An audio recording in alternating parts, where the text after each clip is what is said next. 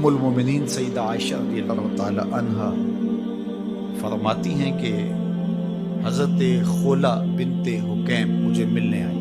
یہ بڑی خوبصورت وجیع الشکل خاتون تھی اور بہت نفیس طبیعت کی مالکہ تھی اور خوشبو بہت اچھی لگاتی تھی اور خوش لباس تھی، لیکن جب وہ مجھ سے ملی تو ان کے کپڑے میلے کچیلے تھے۔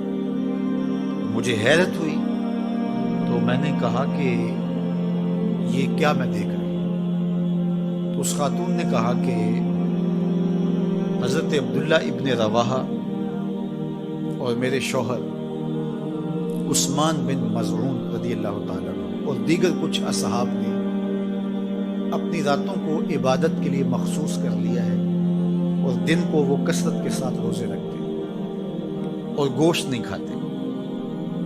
تو میں بھی پھر ذرا اپنے آپ کو اس طرح سے آراستہ نہیں رکھتی کہ ان کا جو ذوق عبادت ہے اس میں میرا لباس مخل نہ ہو اور ان کی توجہ میری طرف مبذول نہ ہو۔ ان کا ایک شوق ہے تو اس شوق میں لگے رہے۔ ام المومنین نے ان کے جانے کے بعد یہ بات حضور علیہ السلام کو بتائی کہ خولہ آئی تھی اور انہوں نے یہ کہانی سنائی۔ اسی وقت حضور ان صحابہ کے لیے نکلے، وہ جہاں بیٹھے تھے حضور وہاں جا پہنچے اور حضور اتنی جلدی میں تھے کہ حضور نے اپنے جوتے بائیں ہاتھ میں شہادت والی انگلی میں پکڑ لیے۔ حضور وہاں جب پہنچے تو فرمایا تمہارا کیا معاملہ ہے؟ تو انہوں نے کہا جی ہم رات قیام کرتے ہیں، دن کو روزے سے ہوتے ہیں، گوشت نہیں کھاتے، اس میں ہم خیر کے طالب ہیں۔ تو آقا کریم علیہ السلام نے ارشاد فرمایا کہ تم رات کو قیام بھی کیا کرو اور رات کو سویا بھی کرو، روزہ بھی رکھا کرو اور افطار بھی کرو، کسی دن رکھ لیا کسی دن چھوڑ، اور اسی طرح جو کھانے پینے کے معاملات تھے تو اس میں بھی حضور نے ہدایت فرمایا کہ میرے رب نے مجھے سہل دین دیا ہے، یہ آسان دین ہے، یہ مشکل نہیں۔ تو حضور نے فوراً جا کے اس چیز کی، اس امر کی تردید کی کہ یہ کوئی بات نہیں ہے کہ تم اپنے آپ کو مشقت میں ڈالو۔ حضرت عثمان بن مظعون رضی اللہ تعالیٰ عنہ نے حضور سے اجازت طلب بھی کی، دوسرا موقع تھا، چونکہ یہ بہت ہی زہد کا مزاج رکھنے والے صحابی تھے۔ ویسے صحابہ میں غالباً 13واں یا 14واں نمبر ہے ان کا اسلام لانے کا۔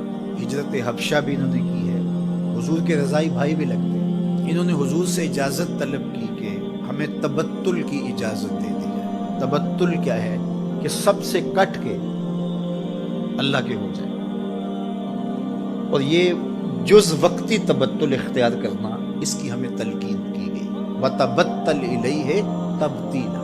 اللہ نے قرآن مجید میں اپنے محبوب علیہ السلام سے کہا محبوب کبھی کبھی سب سے کٹ کے اس طرح کا رنگ اختیار کیا کرو، اور یہ ہمیں بھی تلقین ہے۔ کبھی کبھی دن میں ایک مرتبہ آدھے گھنٹے کے لیے، 2 گھنٹے کے لیے موبائل بھی بند ہو، دروازہ بھی بند ہو، لائٹیں بھی کم کر دی جائیں، مصلی ہوں، آپ ہوں، آنسو ہو اور جذب ہو رہے، اس کا کوئی گواہ نہیں۔ اس کی ویڈیو بنانے کی ضرورت نہیں ہے اور صبح بتانے کی بھی ضرورت نہیں، رات مجھے بڑا رونا ہے۔ بالکل تبتل کا مطلب بس اسی کی ہو جاؤ۔ غار حرا کی خلوتیں تبتل ہیں، اعتکاف کے ایام تبتل ہیں، سحری کے لمحات کے اندر بیٹھ کر کے اپنے آپ کو سب سے کاٹ کے اس کے ساتھ وابستہ کر دینا، یہ تبتل ہے۔ یہ تو ہونا چاہیے، لیکن یہ تبتل کلیتاً مکمل تبتل اختیار کر لیا جائے رہبانیت کی طرح تو اس کی نفی کی گئی۔ لا رہبانیت فی الاسلام۔ کوہ غار کی زندگی، بیوی بچے چھوڑ دیے جائیں، گھر بار چھوڑ دیا جائے اور تبتل اختیار کر لیا جائے اور جنگلوں کا راستہ لے لیا جائے اور وہاں جا کے وقت گزارا جائے اور ترک دنیا کر دی جائے۔ اسلام نے ترک دنیا سے ہمیں منع کیا ہے کہ ترک دنیا نہ کرو، لیکن غرق دنیا سے بھی منع کیا ہے کہ دنیا میں غرق بھی نہ ہو جائے۔ صوفیہ فرماتے ہیں دنیا میں ایسے رہو جس طرح کشتی پانی میں رہتی ہے، کہ پانی میں رہتی ہے لیکن پانی کو اپنے اندر نہیں آنے دیتی، کیونکہ کشتی پانی میں رہے تو خود بھی تیرے گی، اپنے اوپر بیٹھنے والوں کو بھی ساحل پہ لگائے گی۔ لیکن اگر پانی کشتی میں آ گیا تو کشتی کو لے ڈوبے گا، کشتی کے مسافروں کو بھی لے ڈوبے گا۔ کہا تم دنیا میں رہو، دنیا تمہارے اندر نہ رہے۔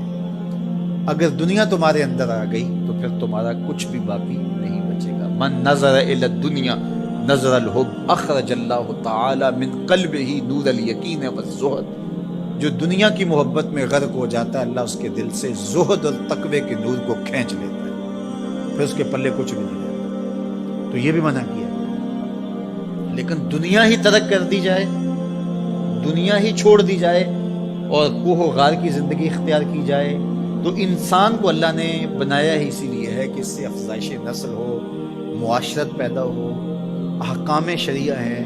جمعۃ المبارک فرض کیا گیا ہے سوائے مسافر کے اور مریض کے اور عورتوں کے، تو یہ اجتماع اسی لیے کیا گیا ہے۔ حج فرض کیا گیا ہے، اجتماع ہے۔